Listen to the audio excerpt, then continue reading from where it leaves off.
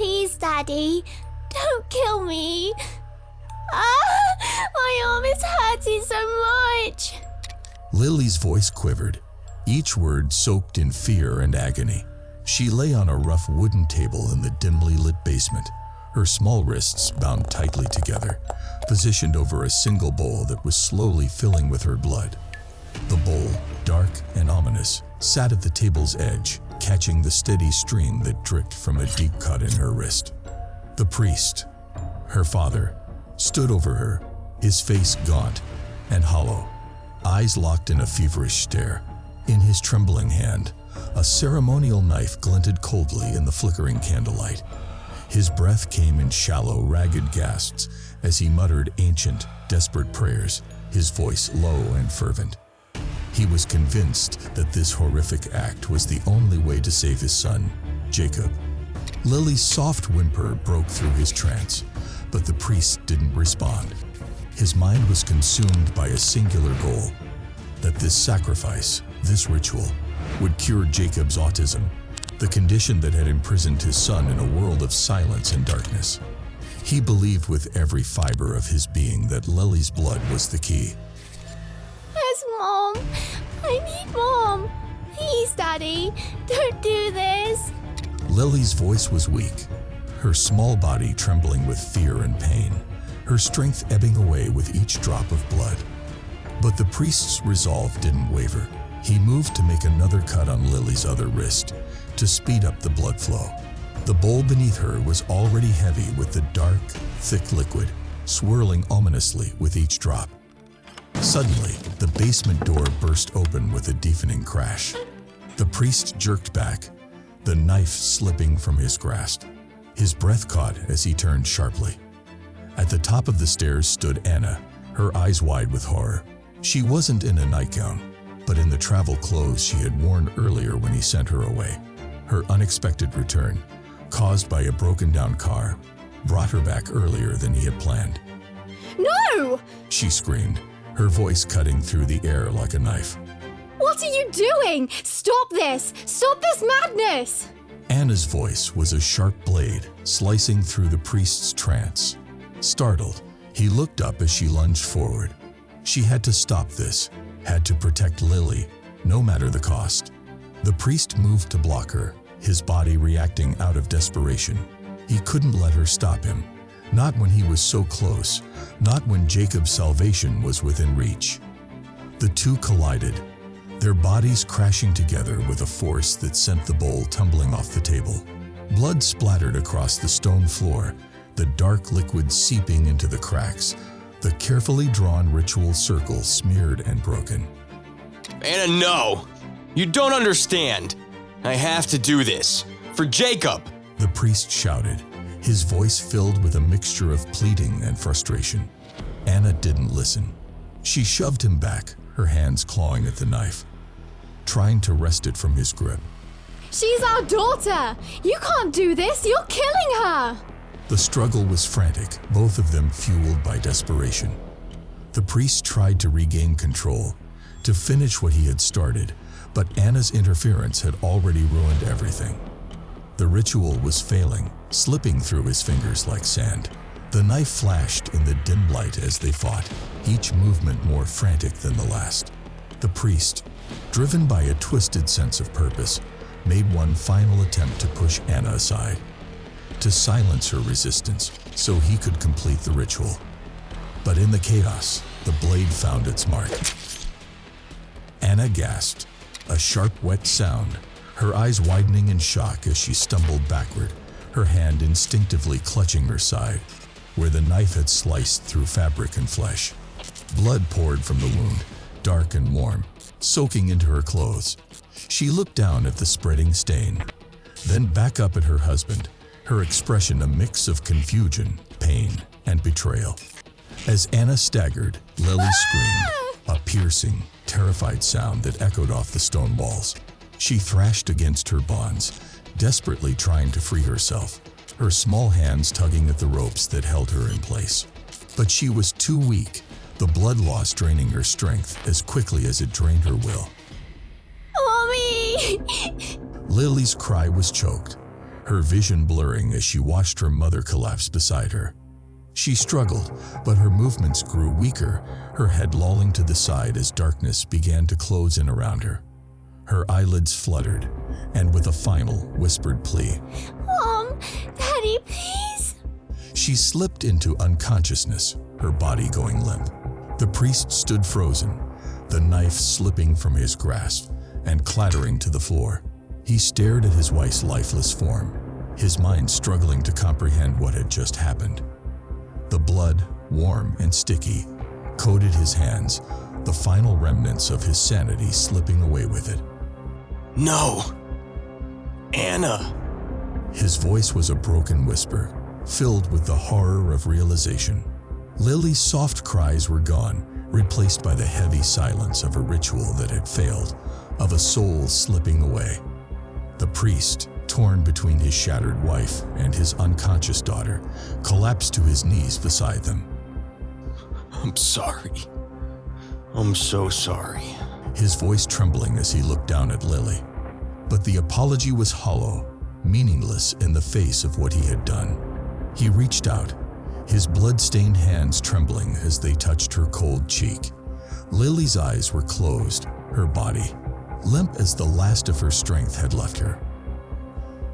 In the corner of the room, hidden in the shadows, Jacob sat huddled against the wall, his knees drawn to his chest. He had seen everything. Every drop of blood, every desperate plea.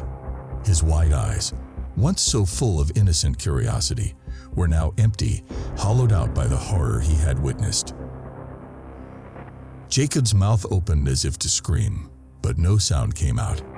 His voice, his mind, shattered by the trauma, was lost to the silence that now consumed the basement.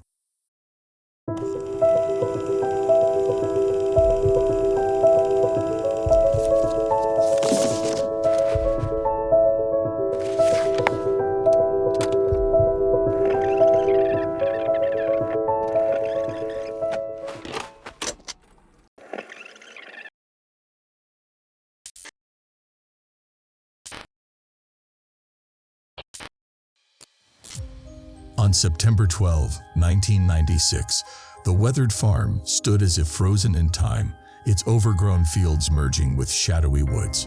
The new family arrived in the late afternoon, dust trailing behind their car as they pulled up to the dilapidated house. David stepped out, stretching after the long drive, followed by his wife, Aisha, who cradled their baby daughter, Layla. Their son, Samir, eagerly explored the surroundings. The farm, inherited after David's mother passed, offered a much-needed escape from city life. "This place is huge," Samir exclaimed, wide-eyed. David smiled, acknowledging its need for some work.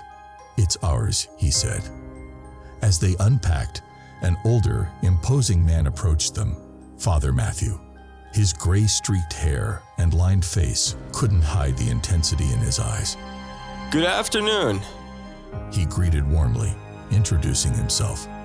David introduced his family, and Father Matthew welcomed them, offering assistance and extending an invitation to his church. As the priest turned to leave, his gaze lingered on Samir. My son Jacob could use a friend. Maybe you could come by sometime?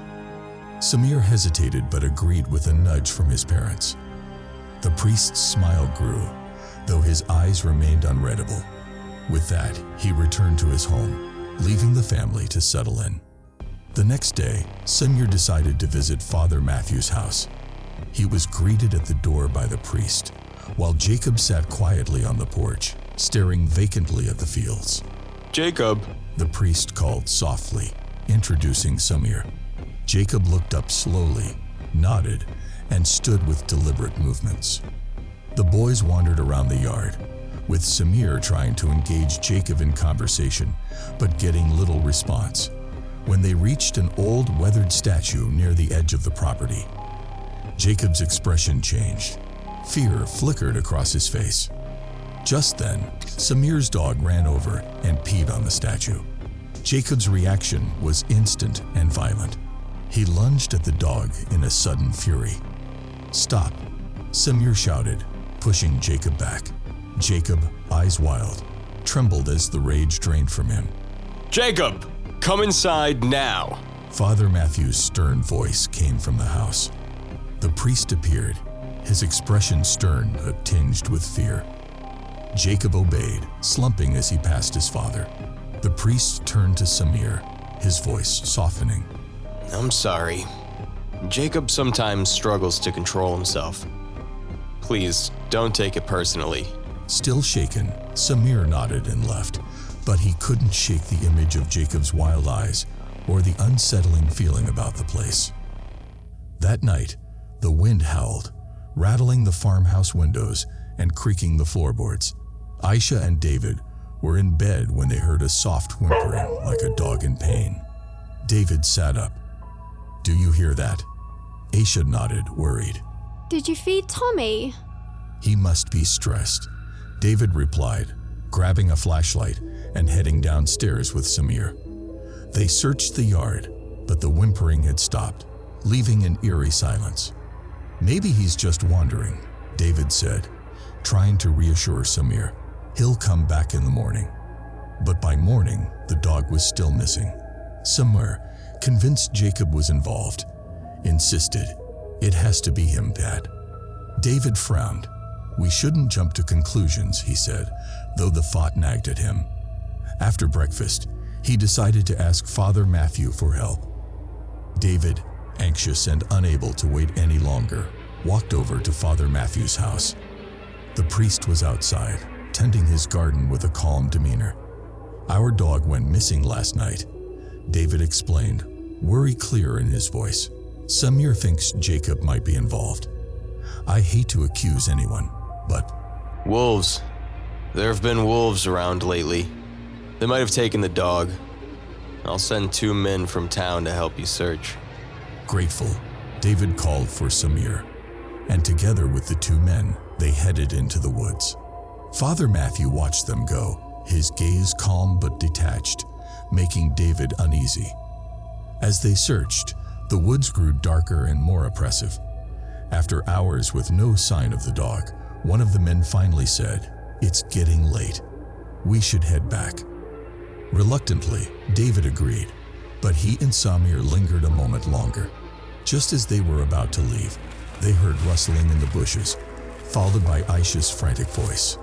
"David, Samir." David's heart sank as Aisha ran toward them, panic in her eyes. Layla's gone. She was in her crib, and now she's gone. "What? How?" David's mind raced. I don't know. We have to find her. Aisha cried. "Go back to the house," David urged. "Lock the doors. I'll get help." As Aisha and Samir rushed back to the farmhouse, David turned and raced toward Father Matthew's house to raise the alarm. Aisha and Samir rushed into the farmhouse, locking the door behind them. The wind howled outside, but their hearts pounded even louder. "Mom, what do we do?" Samir whispered, fear evident in his voice. Aisha tried to stay calm. Your father's getting help. We'll find her. Suddenly, a loud, desperate knocking echoed through the house. Aisha froze, her breath catching. The knocking grew more frantic. Who's there? She called out, her voice shaking. There was no answer, just relentless pounding. Samir peeked through the curtains. "It's Jacob," he whispered urgently. Aisha's blood ran cold. She knew something was terribly wrong. Don't open the door. We can't trust him. The knocking intensified, as if Jacob was trying to break in.